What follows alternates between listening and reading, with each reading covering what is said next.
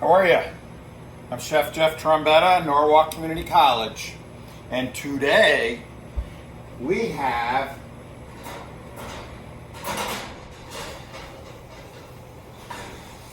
a beautiful rack of lamb for Easter dinner. And I'm going to show you how to tie it, tell you why you tie it, and carve it up and present it with my beautiful demi-glace natural reduction. And this is pulled out at pretty much a perfect 135. Believe it or not, the food code says 144 for 5 minutes. And you know, it cooks a little uneven. Rack of lamb is beautiful because it has, it's kind of an even cylinder. You got 130 there in the center. I pull it out closer and it's still 130. Let's go over here. Don't stab it too much because then the juices run out. You got 145 up there. Okay, anyway, so let's let this rest and let me tell you how this is done. And I'll save this pan for my pan sauce and we'll present it up. So let's take it and put it aside and take the rack of lamb. There we go. So what are we going to do? We are going to make sure your knives are sharp, all right? They're all tuned up, okay? 22.5-degree angle is the natural bevel of the blade. Okay, not too much pressure. Let it hear it sing to you. Need a sharp knife. Flexible 6-inch boning knife. Okay, come right along the bone. Whenever you got a bone, that's a kind of a godsend because you could ride along that bone. So you don't cut into the meat. You don't want to cut into the meat. It's an expensive cut of meat. Don't be afraid to move the meat, maneuver the meat around. Can kind of look to see which way the bone goes. It has a pretty good curve there. So take that curve and go down. We're going to scissor this open. All right. Not all the way. It's going to be a nice little pocket in there, and that's where we're going to put our stuff. What kind of stuff? That's enough. I don't want to go any further. We are going to put some peppers. We are going to put some thyme, some chives, lots of garlic, and some lardons. Yeah, lardons, you heard me. So, let's see what we got here. Forgot to pull it all out. Some garlic, right? And some peppers, these little sweet peppers. There we go. And so what we're going to do is we're going to lay our chives inside, okay? You know, I should be honest with you. You know, this is not really chives. What is it? Onion grass. From the yard. Hey, if you could eat dandelions, you could eat onion grass. Actually, I had to do a little research this afternoon because I wanted to make sure I wasn't giving you guys something that shouldn't be. But yeah, it's just fine. It's just onion grass. They're stronger than chives. They're really good, actually. And so don't be afraid to eat them. It's kind of invasive, right? People don't like it, you know. But now that we're bringing food back to the home and back to our hearts and back to our family, it's a good time to break out the onion grass. All right, so let's get that pepper in there, and there we go. Now garlic, lots of garlic. All right, let's get this garlic in there. So what we're doing is we're infusing the flavor. It's like almost stuffing it, but we're tying it back up onto the bone because the bone holds it together, keeps its shape, produces a lot of flavor. Then it's already kind of butchered up, and some people can nibble on the bone if they want, and that kind of thing. It's actually an excellent concept here. So rather than scissor open this lamb, and so let's get, this is the cracked pepper from before. Get that in there. Let's get some, we'll use the Himalayan pink. There we go, get that in there. And if you see some excess fat, I'm not gonna take it out now. I mean, this is a New Zealand rack of lamb, by the way. It's good to go. Now it's being touted as grass-fed. That was always the difference between domestic lamb and New Zealand lamb or Australian lamb, is our domestic lamb, which is very good. It's a much bigger eye, and it's on the same program essentially as our beef. You know, it's on a grain program, so it's tender. It's not as gamey. This has always been eating wild herbs and what have you, and so now it's kind of in vogue. Okay, put that down there like that. And that's going to flavor nicely. Let me wash my hands, and I'll show you how to tie it. So I picked the New Zealand for this because it's going to cook quick. And well, I cooked that one right there. Hopefully it's not overdone. It looks a little shrunk and up. So, you know, if you're on my side here, say a little prayer for me. Okay, so let's take some string. Let's go this way. No, let's go this way. It's a little harder to kind of go through that bone, but I'm going to start in the center, right? Right, like that. Okay, let's pay attention here. Let me do this slowly. And I'm going to tie a lot. I'm going to probably tie like 6 or 7 of these. Okay, so I got 2 open ends. Whoops, let me go over here. 2 open ends, right? I go around when I'm righty, go around with the right. I got a loop. There's a loop there. Go over the closed end because it's closed by this loop, and then through, all right? I got 2 loops. Now this is my tensioner, this loop. Well, make sure this one doesn't come out, all right? Let's go. Get it, lock it in. I mean, don't lock it in, tighten it up. Then take this one and slide it back up. It's a slip knot, all right? And, all right, so let's get another one. And make sure you have plenty. Don't be cheap because you won't have room to work. It was a little tight that time. And we'll go back and tie it. Let's do this one because the idea, let's go to the end. The idea is to secure the filling and, right? Secure the filling and, all right. All right, I should do it slower, huh? All right, so let's go this end right here. Get back in there. Something comes out, you put it back in. This is, we're gonna go right to this end because this is where it needs closure. So you just tie where it needs closure. Get back in there, back in there. Okay, so 2 open ends, take my right end and go around all the way till I have a complete loop, all right? Hopefully you can see that. And then go around and through the bottom as a close end. You got two loops. The one closest to you, tension up, and then pull the one away from you tight, so that's your lock. All right, keep on going. And what you would do is, let's talk about why we tie. Why do we tie? Because a couple reasons. It makes it cook more even. It holds in the juices, and that's primarily it. You know, makes it look nicer.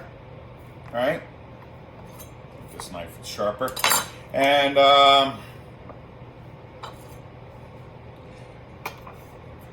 looks good. Makes for a nice presentation. Okay, around. That's my loop. Over the close end through the bottom. Take the loop closest to me. Tighten it up. Lock it with that far loop. It's a slip knot. Essentially what it is. We call it a butcher's knot in the kitchen, and you can call it whatever you want. That's how it's done. You know, it's a skill.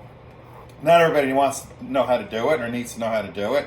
I have students that, you know, when I go to show this, some students actually have their nose right down in there. I'm afraid I'm going to cut them. And we all tie chickens and stuff like that. Some, you know, just kind of stay in the background. They're not really that interested. But, you know, all right, let's get these ends tied up. All right.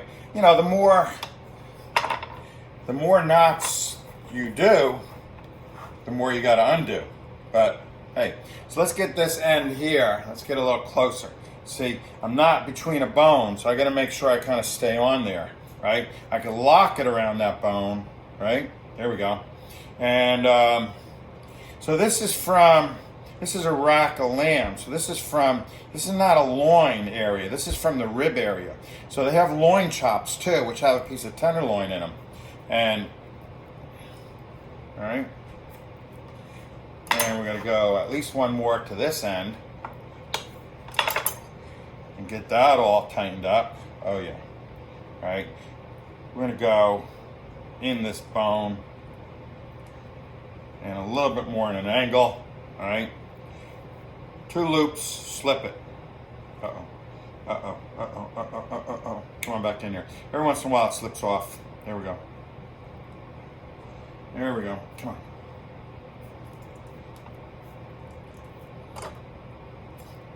All right. Boaters don't have a problem with that. Okay, there you have it. Now, what you're going to do is you're going to season that up. All right, a little salt, a little pepper, maybe a little olive oil to get started, and you're going to put it in a pan. Well, we're not. I already got one cooked for you. This will be for tomorrow. I got to do a few more, and let me get this in a storage, okay? Let's clean up our board. See, there you have it, right? That goes in the oven. That's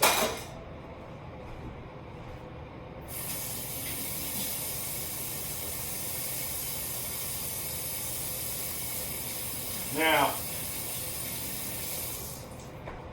like all good roast, we must make a pan sauce. And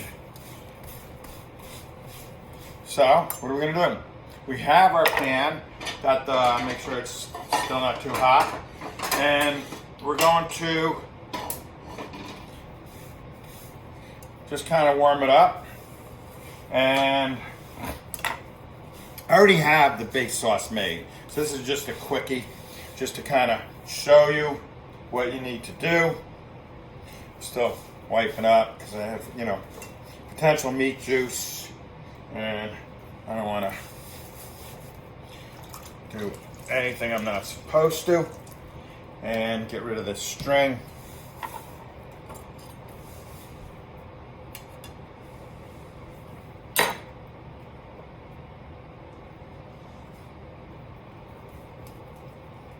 All right. Now, so we can,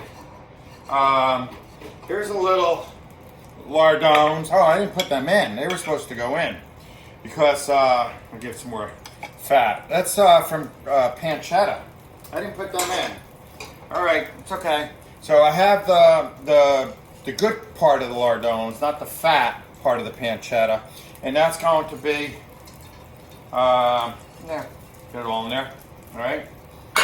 So I crisp them up, and you should have a lot of continuity. All right. So continuity means what? So whatever I have in the stuffing should really go in the sauce. As far as that stuffing goes, I mean, that's kind of edible. You don't have to eat it. It's kind of like somebody might pick at it when I carve it off the bone. It's going to be laying there, right? Don't burn your garlic. Put that there where you can see it. Little white wine, right? And let that reduce. Took out the acidity, the alcohol, right? And take our demi-glace. That's a mushroom demi, all right? Because I love mushrooms. Put that in. All right? And that's going to be our sauce. And that's done. Okay? Should freshen it up with some chives, onion grass. I feel a little bad about that, but it's the truth. And, okay? Oops, you can't see that. You know, when I face the camera towards the pan a little bit so you can see what's going on there, I take up too much board space. Okay, So we don't want that to get too reduced, especially laying a little flat. So the only thing that's evaporating is water. So we'll put that in there. We can reheat that to order. And let's take our lamb and let's take our string, right? And so the meat should rest when it comes out of the oven. It's perfect timing. You know, I started this video when this was coming out of the oven. I gotta get some new paring knives. These are kind of spent. This is Toledo steel from Spain. That's where I bought this knife. I have another Toledo steel knife. I used to love those knives, but I can't get them sharp anymore. They do wear out. And it's probably about the technique. And whoa. Now, be careful. So keep everything there for now. A little juice escaped. And so this kind of fell out. That's all right. And this is it. This is going to be over. Oh, I need more mushrooms in there. All right. I made a mushroom white wine shallot reduction, right? And for the whole base sauce, this is my sauce for tomorrow. I'll probably put some new mushrooms in there. And all right, so that's hot. And let's take this lamb in. So one chop is this for two people, really. It's already pre-cut. You might want to keep it together as best as possible. All right. So we got a little medium, maybe pushing towards medium well. All right. I cooked this in a 425 degree oven. All right. There's always one end that, and it's always 8 bones. There's always one end that's a little small. All right. And let's get this on here. All right. So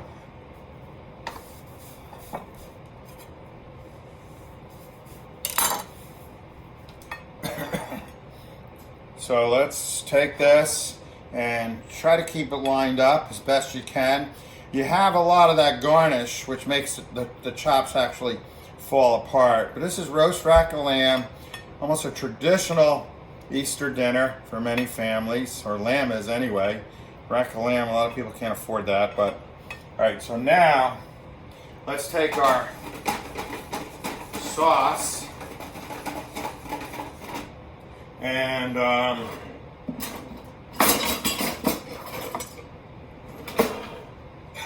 with our lardones and come down the side and with our, there we go. Just fill up the plate on the other side. I'm not going to cover the chops because I think they look kind of nice, you know. But we want all that garnish there. It's a very rich. Okay. And there we go. Move that down. Wipe it up. And there you have it. You know what? I'm sticking this thing here. Why? It's an illegal garnish. But I had to peel a tomato. So I did a tomato rose. And so there you have roast rack of lamb with an infused filling to flavor it, the garlic. You got a lardone from Italian pancetta, mushroom, demi-glace, right? Okay, hey, thanks for watching. I'm Jeff Trombetta.